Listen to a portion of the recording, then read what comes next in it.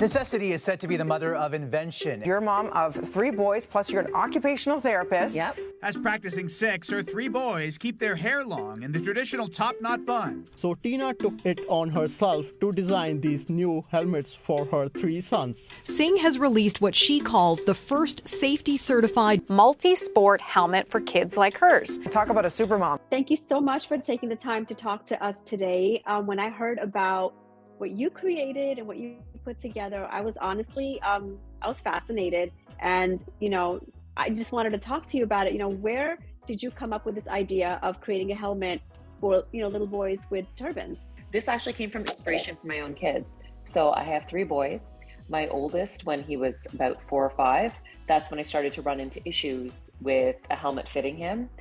And because I'm an occupational therapist, I worked in the area of acquired brain injury. Riding without a helmet was not an option for me. And so I think it was just really facing that struggle personally is what led to us being here. And how did you even, come up with, I'm sure there's a whole process behind it, right? Research and engineering, looking at the right products, material. How did you even come about doing that? Once I finally made the commitment to see this forward, that was about 3 years ago. And in my head, to me, it made sense for it to follow the shape of an actual patka. Like I felt like it should follow the shape of the top knot. And so I had an idea in my mind as to what I thought it should look like. And once I had that idea kind of solid in my mind, I enlisted the help of an engineer to help draw it out so that I had a CAD file or something like a blueprint that I could take to a manufacturer to then just get some feedback in terms of what the testing process looked like and if there was any sort of weaknesses in our original plan that we would have to change. And so after some iterations, we then created some prototypes, and then we did made a small batch in order to send it for testing. And once we got that green light from testing is when we decided to mass produce. What has the feedback been? The feedback's been overwhelmingly positive. A lot of parents like me who have struggled with this, especially here in my community in the GTA, have really struggled with this problem. And so they're really thankful to have an option for their kids.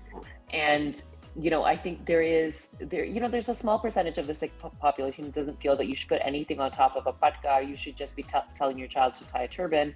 But to them, I really say that for our kids like mine who are already wearing a helmet that just was not fitting properly, I'm happy to provide an option that works for them. So I did want to talk about that because I did see there were some people who were kind of like, opposed to the idea. Why? Can you explain that a little bit more in detail?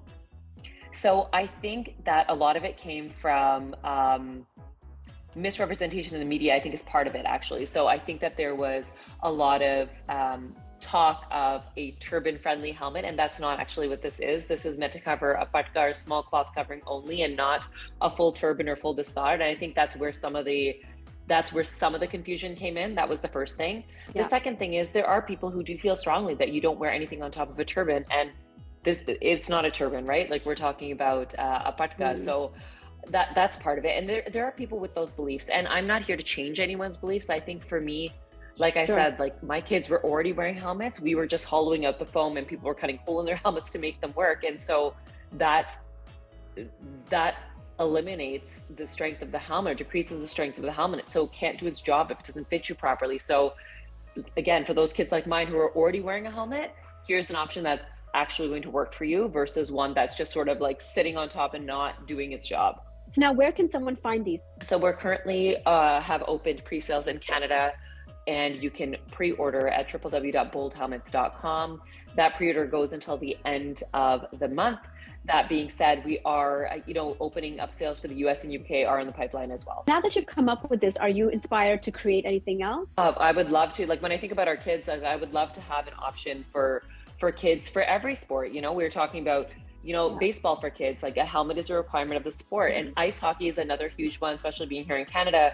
Ice hockey is huge. We have a lot of our Sikh community is involved in hockey. And so I think that's a really big area where we could be focusing some attention to create not just inclusion and diversity, but also equity to the sport. We want to make sure our kids feel, included in sport, and we want to make sure we are never creating a situation where a child feels that they need to choose between the identity they want to have versus, the identity they want to have and then sport and participation, right? That should never be that shouldn't be a choice that our kids have to make. They should choose what they're doing, and it shouldn't be because there's no gear to fit them for different sports. How does your family feel? I'm sure they're super proud of you. Oh, my family is very supportive. They're very proud. You know, my immediate family has had a huge involvement from beginning to end. Like my husband himself is an engineer, and so he's been very involved from the beginning.